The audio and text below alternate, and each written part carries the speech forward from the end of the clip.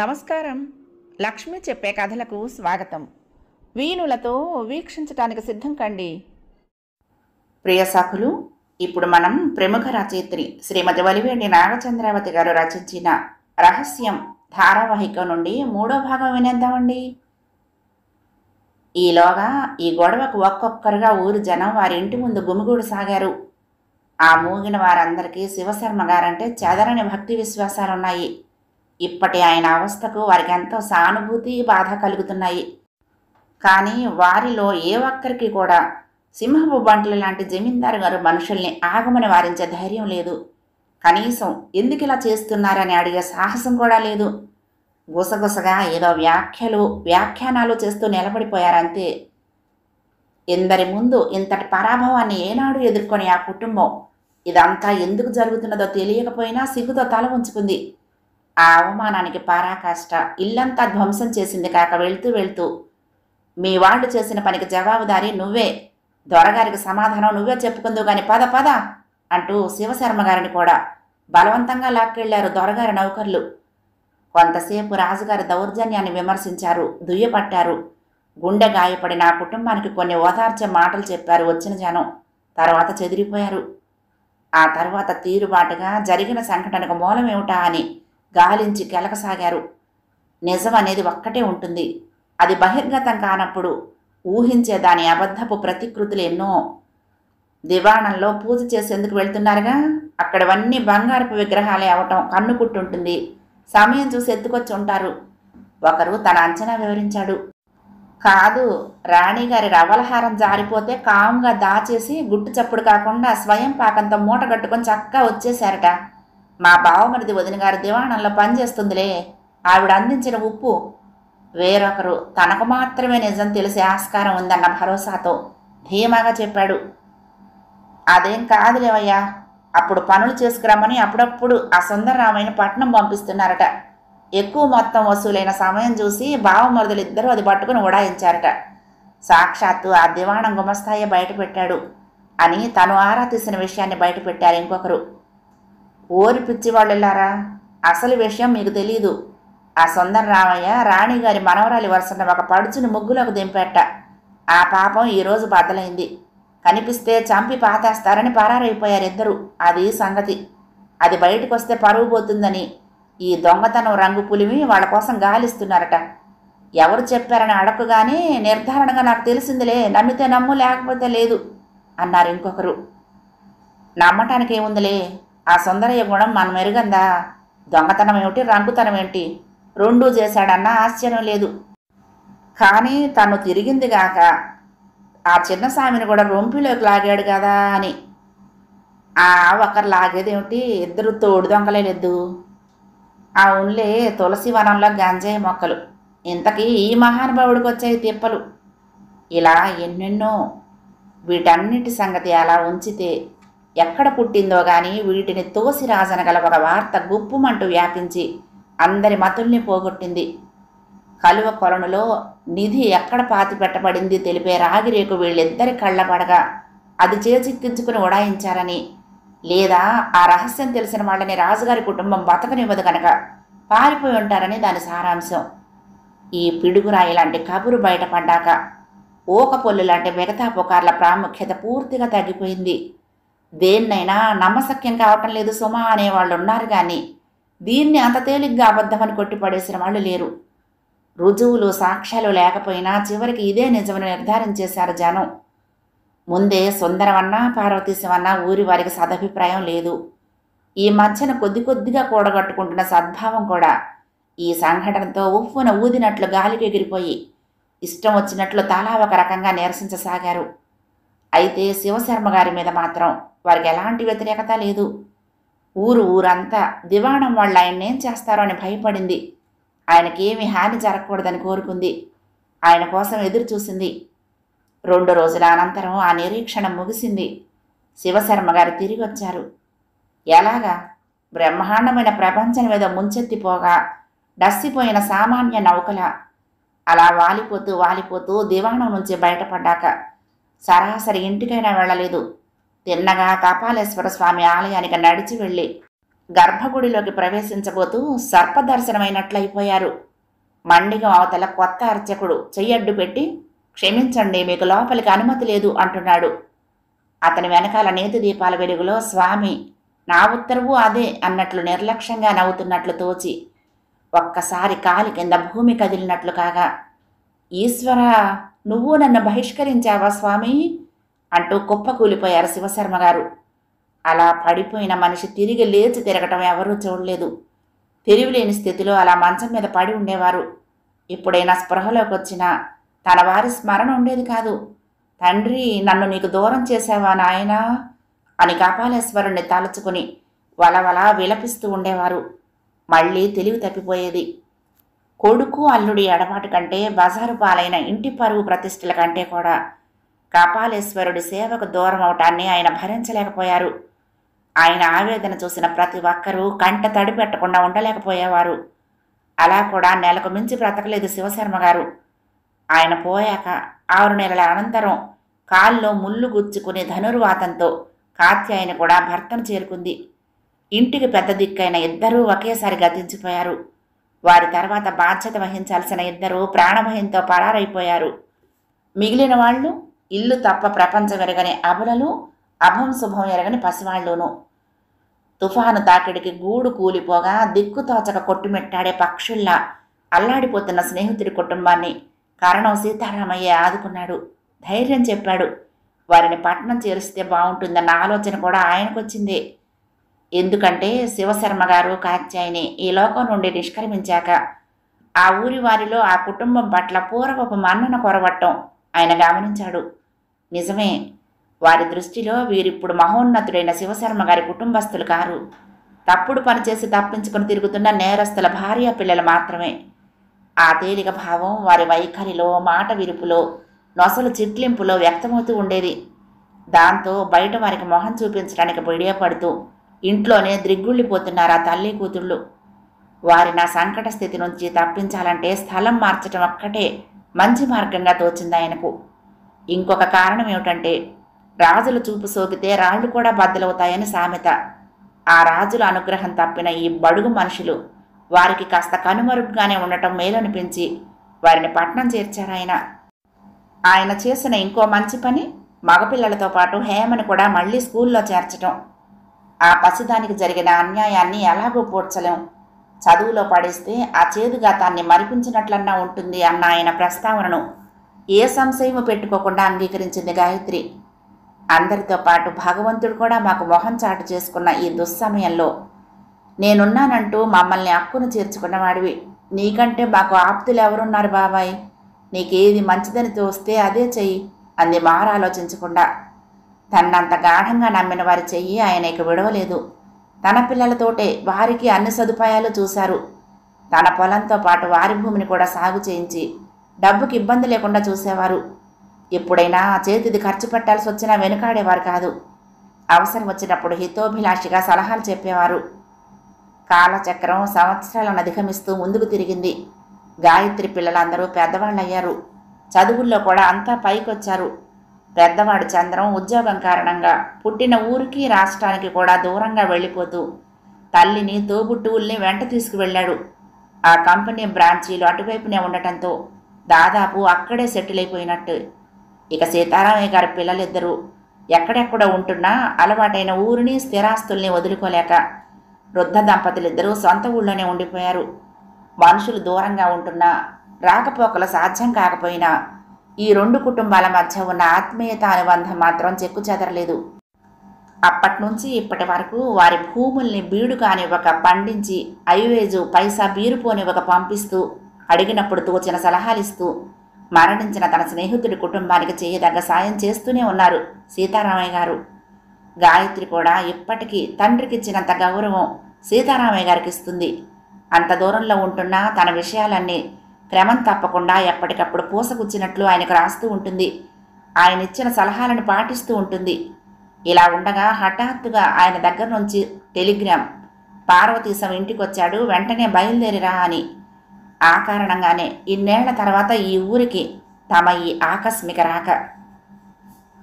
అక్కా, 12 తర్వాత ఆప్యాయతతో కూడిన ఆ పిలుపు ఎండి ఎండి బీటలు వారిన ధరణిపై నీటి బొట్టై పులకింపచేస్తూ గాయత్రిని ప్రాకృతంలోకి తీసుకొచ్చింది. మెట్ల కింద ఎదురుగా 30 ఏళ్లు దాటిన యువకుడు చిరునవ్వుతో నిలబడి ఉన్నాడు. చెవికి తల్లి పురుడు వెళ్లగానే కుట్టించిన రాగి బిచ్చపు కాడ, చెంప పొడవున చిన్నప్పుడు ఎద్దు కొమ్ము విసిరితే చీరుకుపోయిన గాయపు మచ్చ, గడ్డం కిందుగా శనగబద్దంత నల్లటి పుట్టుమచ్చ. అతడు తన తమ్ముడు పార్వతీశం. ఉప్పొంగిన హృదయంతో ఈశా అంది గాయత్రి ఆర్ద్రంగా. వచ్చి పాదాలు తాకి దగ్గరగా కూర్చున్నాడు పార్వతీశం. పాదధూళి నవ్వుతున్నారు సీతారామయ్య గారు. కలకత్తాలో ఉండగా అలవాటయ్యింది అంటూ సిగ్గుపడ్డాడు పార్వతీశం. అది సరే, నేను కబురంపించి చాలాసేపు అయిందిగా, ఏం చేస్తున్నావు ఎంతసేపు? ఇంటి దగ్గర లేవా? ఎక్కడికి వెళ్ళావు? మాజీ కరణం గారు విచారణ ఆరంభించారు. ఏవో జవాబులిస్తున్నాడు పార్వతీశం. ఇవేమీ వినిపించటం లేదు గాయత్రికి. తడిబారిన కళ్ళు చూపును మసకపారుస్తూ ఉంటే 12 ఏళ్ల నాటి తమ్ముడి రూపంతో అతన్ని పోల్చుకోసాగింది. పచ్చగా దబ్బపండు ఛాయతో ఉండేవాడల్లా కావి రంగుకు తేలాడు. తల్లి పోలికన సన్నగా రివటలా ఉంటాడనుకునేవారు. ఇప్పుడు తండ్రిలా ఆజానబాహుడయ్యాడు. పెన్సిల్ గీతలా వచ్చి రానట్టు ఉండే మీసకట్టు దట్టమైంది. విశాలమైన నుదుటిన విభూతి రేఖలకు బదులు కుంకుమ బొట్టు పెట్టాడు. కంఠస్వరం కూడా గంభీరమైంది. ఒకనాడు వెన్న మేగడ తింటూ నీడ పట్టున పెరిగి నిగనగలాడుతూ సుకుమారంగా ఉండేవాడు. ఇప్పుడు రోజులు నెలలు కాదు, 12 ఏళ్ల దీర్ఘకాలం. ఏం తిన్నాడో, ఎన్ని పాటలు పాడ్డాడో. మరుటు బారాడు. భారీగా రాటుదేలిన వాడిలా కనిపిస్తున్న పార్వతీశాన్ని చూస్తూ భారంగా అనుకుంది గాయత్రి. వింటున్నావా గాయత్రి? ఇన్నేళ్లు లేని కంగారు ఈవేళ ముంచుకొచ్చేసింది మీ తమ్ముడికి. ఇప్పటికిప్పుడు మిమ్మల్ని ఇంటికి తీసుకుపోతాట పెద్ద మనిషి. వాళ్ళు రారు, నువ్వు వెళ్ళొద్దు అంటున్నాను, ఏమంటావు అంటున్నారు సీతారామయ్య గారు. ఉండము అని అనటానికి ఇదేం పరాయిల్లా బాబాయ్? ఒకవేళ వెళితే మాత్రం ఆ ఇల్లు ఈ ఇంటికి ఏమంత దూరమని? 4 ఏళ్ళు అవతలే కదా, ఇక్కడున్నట్టే ఉంటాము, వస్తూ ఉంటాం నిండుగా నవ్వుతూ అంది గాయత్రి. గడుసుదానివే, వెళ్తాననకుండా వెళ్లే దూరం అంచనా వేస్తున్నావు. సరే అలాగే వెళ్తూ కానీ మీ పిన్ని వంట చేసింది. ఈ పూట అందరూ ఇక్కడే భోజనం చేసి వెళ్ళండి అని వాళ్ళు వెళ్ళటానికి అనుమతించారు సీతారామయ్య గారు. ఎంతో కాలానికి కలుసుకున్నారు ఆ తోబుట్టువులు. ఎన్నో చెప్పుకోవాలని ఉంటుంది. వారి మధ్యన ఎంత స్నేహితం ఉన్నా ఉండని, వేరొకరు ఉండకపోవడమే సమంజసమని అనిపించింది ఆయనకు. ఆ సాయంత్రమే వాళ్ళు తమ ఇంటికి వెళ్ళిపోయారు. ప్రత్యూష పవనాల మృదు మధుర స్పర్శలతో పాటు చిరుమువ్వల గలగలలు, చిన్నారి నవ్వుల కిలకిలలతో మెలకు వచ్చింది హేమకు. ఇక్కడికి వచ్చిన దగ్గర నుంచి ఈ మేలు కొలుపులతో లేవటం అలవాటైపోయింది ఆమెకు. చేతుల మీద సగం బడి లేచి మంచం పక్క కిటికీలో నుంచి వెలుపలకు చూసింది హేమ. మెడలో కట్టిన మువ్వలు గలగలలాడించుకుంటూ చెంగనాలు తీసే తువ్వాయి వంట పక్కపక్కలాడుతూ పరుగులు తీస్తున్నారు ముద్దులొలికే పిల్లలిద్దరూ. సరిహద్దు కంచమించి పక్కింటి పెరట్లో కనిపిస్తున్న ఆ మనోహర దృశ్యం ఎప్పట్లాగే ఆమెనెంతో అలరించింది. కాళ్ల మీదున్న దుప్పటిని పక్కకు తొలగించి పూర్తిగా లేచి కూర్చుంది హేమ. అదేమిటో సిటీలో ఉన్నప్పుడు సూర్యకిరణాలు సూటిగా వచ్చి మొహాన గిచ్చితే తప్ప మెలకు వచ్చేది కాదు. ఈ లోపల ఎవరైనా లేపాలని చూస్తే కరవాలన్నంత కోపం వచ్చేది కూడా. ఇక్కడ చిత్రంగా వేకువ తొలి వెలుగులు భూతలాన్ని తాకక మునిపే నిద్ర తేలిపోతోంది. గమ్మత్తు ఏమిటంటే అంత తొందరగా లేవటం విసుగనిపించటం లేదు సరికదా. మంచం మీద అలాగే పడుకుని ఎదురింట్లో కాళిదాసు వర్ణించినట్లు పువ్వులనే ఆభరణాలుగా అలంకరించుకుని నిలబడ్డ శకుంతలలా పూలతో నిండిన పున్నాగ చెట్టుని, ఇంకొక పక్కగా ఏ అజ్ఞాత ప్రియుడి పొందు కోసమో సుమపానుపు పరుస్తున్న వాసవ సజ్జికల పూలు రాలుస్తున్న పారిజాత వృక్షాన్ని, పక్కింటి ఆచార్యుల వారి కోడలు క్షేత్రయ పదం సన్నగా ఆలపిస్తూ వాకిట్లో దిద్దుతున్న రంగవల్లికను చూస్తూ, ఆవిడ అత్తగారు గోవిందనామాలు పాడుతూ మజ్జిగ చిలికే కవ్వం చప్పుడు, బాదం చెట్టు గుబురుల్లో నుంచి రూపం కనపడనీయకుండా గానం వినిపిస్తున్న కోకిలమ్మ కోతని, అదొక రకం వాద్య సంగీతంలా ఒక లైలో వినిపించే నీళ్లు మోసుకుపోయే వారి కావిళ్ల శబ్దము వింటూ, ఓహ్ ఎంత అద్భుతమైన అనుభూతి అది! ఇంకా నిద్రపోయి ఉంటే ఇవన్నీ మిస్ అయి ఉండేదాన్ని కదా అనిపిస్తుంది. చిన్నగా నవ్వుకుంది హేమ. అమ్మలు లేచావా? వంటింట్లో నుంచి గాయత్రి కేకేసింది. పలక్కుండా గమ్ము నుండిపోయి ఇంకాసేపు మంచం మీద దొర్లుదామనుకుంది. కానీ వంటిల్లు దాటి గదిని చుట్టేస్తున్న కాఫీ పరిమళం నోరూరిస్తూ లేలెమ్మని తొందర చేయటంతో బద్ధకానికి స్వస్తి చెప్పి అమ్మా ఇదిగో వస్తున్నా అంటూ లేచిపోయింది హేమ. నూతిగట్టు మీద ముఖ ప్రక్షాళన అయిందనిపించి తల్లిచ్చిన కాఫీ కప్పు అందుకుని మొన్న పాతిన బంతిపూల మొక్కలు ఎలా ఉన్నాయో పర్యవేక్షిద్దామని వాకిలి వైపుగా వెళ్లబోయి ఠక్కున ఆగింది. వీధి గేటు తెరుచుకొని పార్వతీశం వస్తున్నాడు. అడుగుల దిశ మార్చి పెరట్లో పాదుల దగ్గరకు వెళ్ళిపోయింది హేమ. గలగల కబుర్లు చెప్తున్న కూతురు ఉన్నట్లుండి మౌనముద్ర పట్టి వెనక్కు తిరిగేసరికి ఏమైందా అని తలెత్తి చూసింది గాయత్రి. ఎదురుగా పరమ భాగవతోత్తమునిలా తమ్ముడు, పెద్ద కుంకుమ బొట్టు, చేతిలో ఉన్న అరివేణంలో కుంకుమ మందార పువ్వులు, కళ్ళు అరమోడ్చి శబ్దం వినరాకుండా పెదవులు మాత్రం కదుపుతూ ఏదో జపిస్తూ వచ్చి సరాసరి పూజ గదిలోకి వెళ్ళిపోయాడు. రోజు రోజుకి వీడి వైఖరి అయోమయం అయిపోతోంది, ఏం చేయటం? ఆందోళనగా నిట్టూర్చింది గాయత్రి. వచ్చిన కొత్తల్లోనే గ్రహించిందామె. పూర్వంలో చురుగ్గా దూడుగ్గా ఒక్కొక్కప్పుడు అల్లరిగా తుళ్ళిగింతలు పెట్టే సెలయేరులో ఉండే తమ్ముడు ఇప్పుడు లోతుల్ని లోన దాచుకున్న సాగరుడిలా గంభీరుడయ్యాడు. పెద్ద తరహా వచ్చిందని మురిసిపోయింది. కానీ ఆత్మీయులైన తమ దగ్గర కూడా మాటల పొదుపు, ముక్తసరితనం పాటిస్తుంటే మాత్రం బాధనిపించింది. 13 ఏళ్ల తర్వాత కలుసుకున్న తోడబుట్టిందాన్ని నేను, తాళి కట్టిన భార్య అది, మా దగ్గర కూడా మనసు విప్పడం అని మదనపడింది. మొదట ఒకసారి మాత్రం లాంఛనంగా తమ అదృశ్యం తర్వాత ఏమైందని ప్రశ్నించాడు. అడిగిందే చాలన్నట్లుగా గాయత్రి అంత బ్రతికిన తమ తల్లిదండ్రులు ఎలాంటి హృదయ విదారక పరిస్థితుల్లో కళ్ళు మూశారో, తాము ఇన్నేళ్లు ఎన్ని ఇక్కట్లు పాలయ్యారో ఎంతో దుఃఖావేశంతో వివరించింది. ఎంతో కదిలిపోతాడనుకున్న పార్వతీశం ఎవరి కథ వింటున్నట్లు నిర్లిప్తంగా విన్నాడు. నామకహ విచారం ప్రకటించాడు, సానుభూతి చూపించాడు.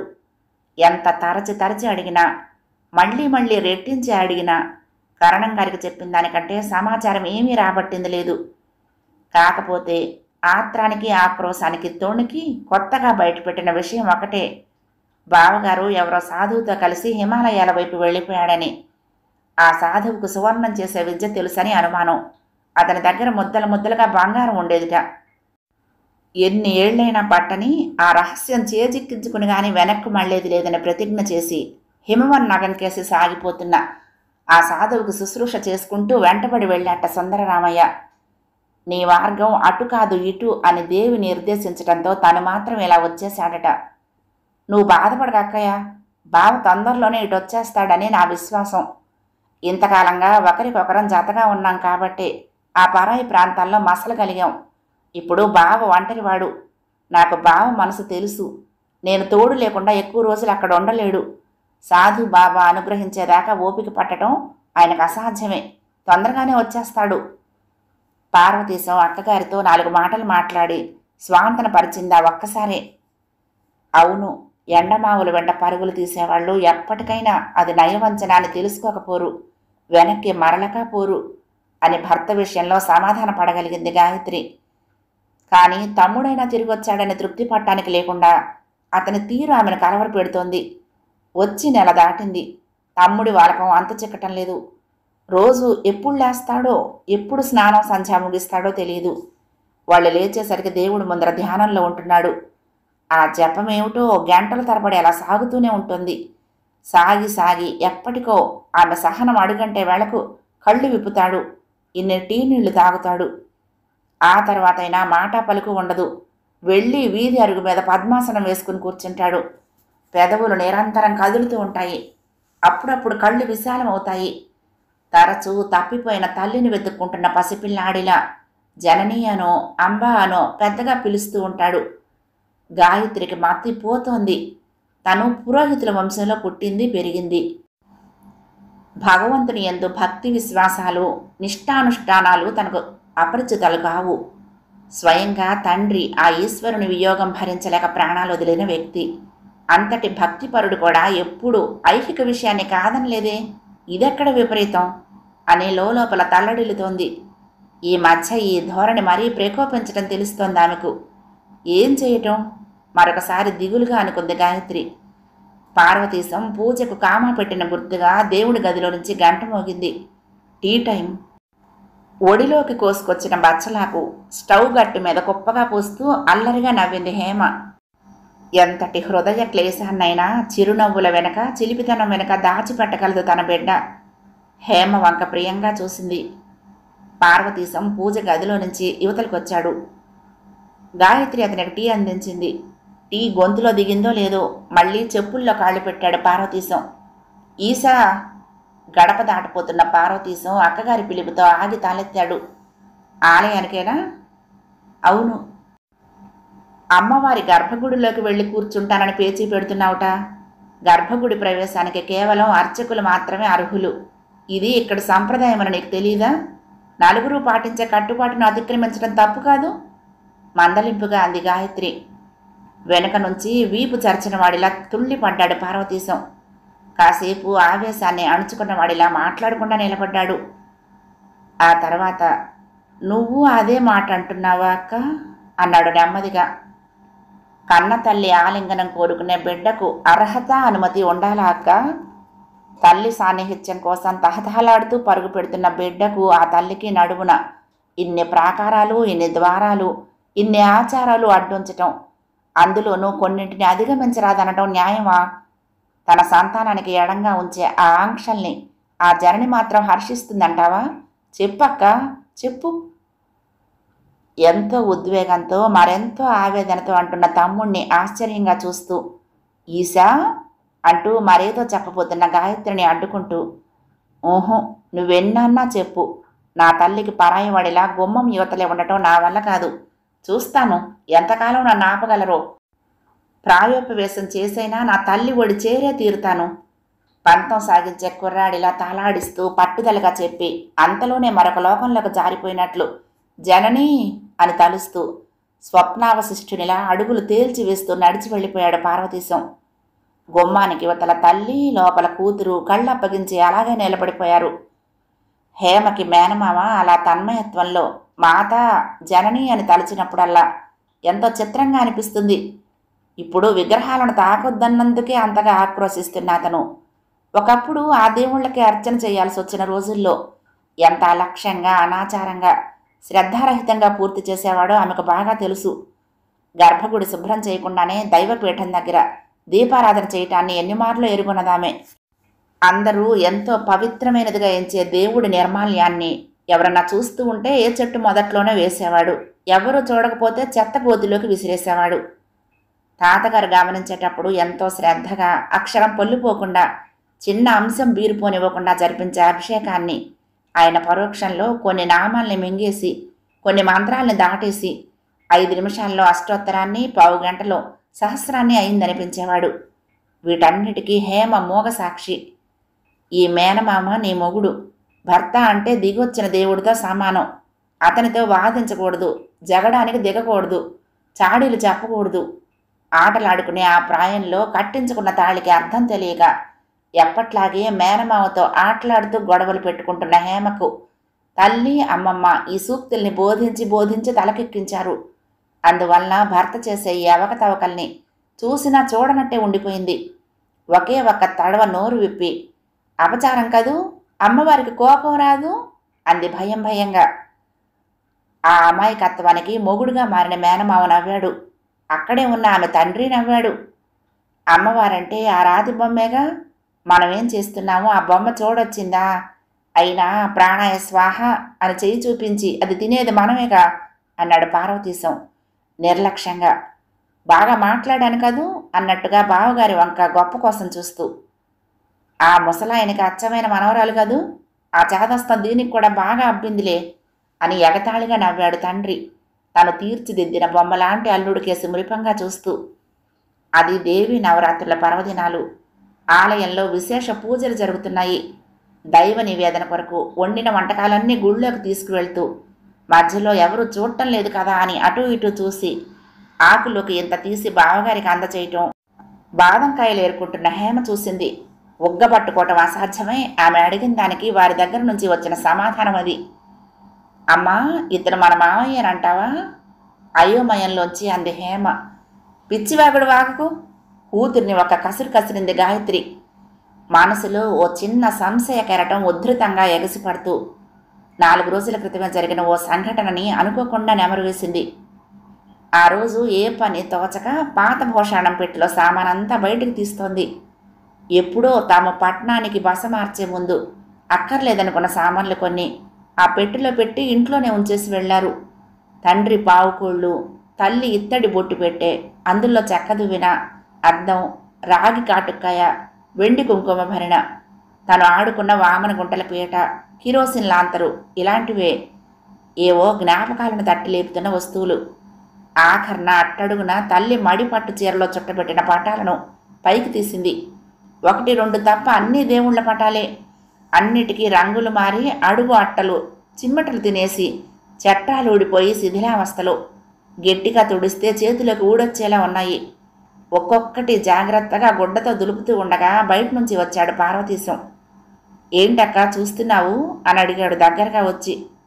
వచ్చిన లగాయితో ధ్యానం పట్ల తప్ప దేనిలోనూ ఆసక్తి కనపరచడం ఎరగని తమ్ముడు అలా దగ్గరికి రావడంతో ఉబ్బి తబ్బిబ్బయింది.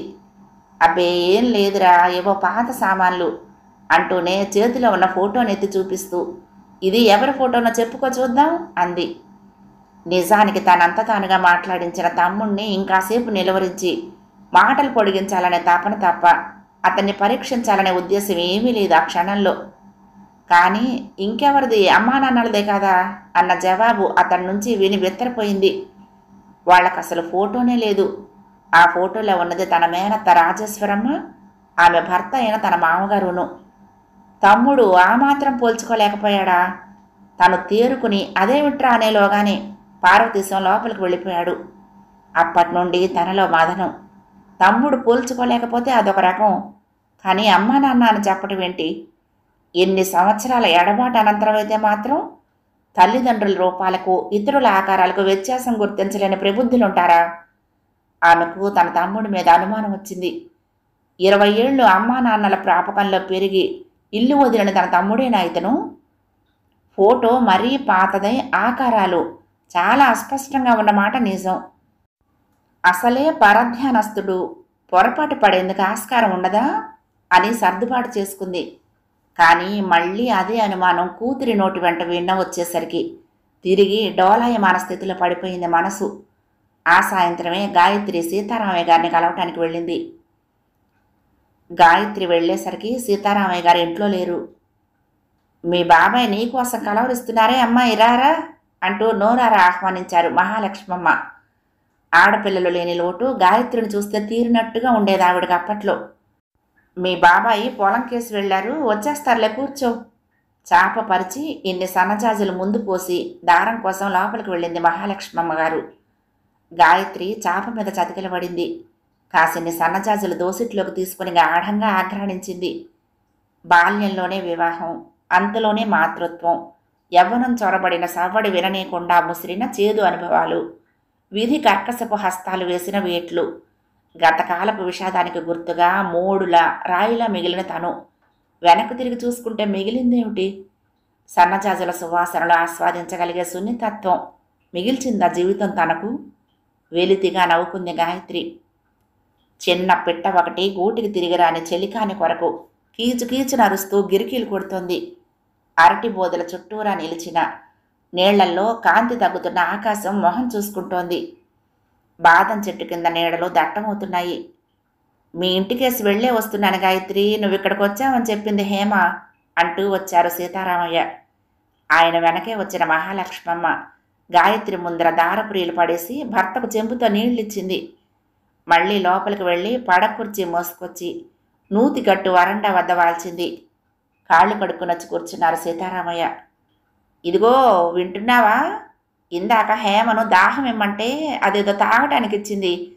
దాని పేరు ఏమిటబ్బా అది? లస్సీ అట. ఎంత రుచిగా ఉందో తెలుసా? నువ్వు ఉన్నావు. ఆ పుల్ల మజ్జిగలో ఇంత ఉప్పు వేసిస్తావు తప్ప పెరుగుతో అంత రుచిగల పానీయం చెయ్యొచ్చని తెలుసా నీకు? మళ్ళీ మాటకోసారి 40 ఏళ్ళు కాపురం చేశారని గొప్పలు చెప్తావు. గాయత్రికి పూలు అందిస్తూ కూర్చున్న భార్యకేసి ఎకసెక్కంగా చూస్తూ కవ్వింతగా అన్నారు సీతారామయ్య. చిన్నగా నవ్వింది గాయత్రి. చాలే బాబాయ్, మా పిన్ని పనికి వంక పెట్టడం ఇప్పటికీ మానలేదన్నమాట నువ్వు అంది. అబ్బే, ఆయన కాలక్షేపమే అది కదా. అనని అమ్మా అనని, ఆ సాధింపు లేకపోతే నాకు తోచదు. తేలిగ్గా నవ్వేసింది మహాలక్ష్మమ్మ. ముసిముసిగా నవ్వారు సీతారామయ్య. కాసేపు సంభాషణ ఉత్తరాది వంటల గురించి సాగింది. హఠాత్తుగా అడిగారు సీతారామయ్య, ఏమ్మా, ఎందుకని పారిపోవలసి వచ్చిందో ఏమిటో ఏమన్నా చెప్పాడా నీ తమ్ముడు అని. వాతావరణంలోని చల్లదనం ఒక్క మాటుగా తగ్గిపోయినట్లు అనిపించింది గాయత్రికి. 3వ భాగం సమాప్తం. ప్రియ సఖులు, ఈ కథ మీకు నచ్చితే తప్పకుండా లైక్ చేయండి, షేర్ చేయండి, కామెంట్ చేయండి, సబ్స్క్రైబ్ చేసుకుని నన్ను ఎంకరేజ్ చేయండి. ఉంటానండి. ప్రేమతో లక్ష్మి, కృష్ణాతీరం దుర్గమ్మ సన్నిధానం. నమస్తే.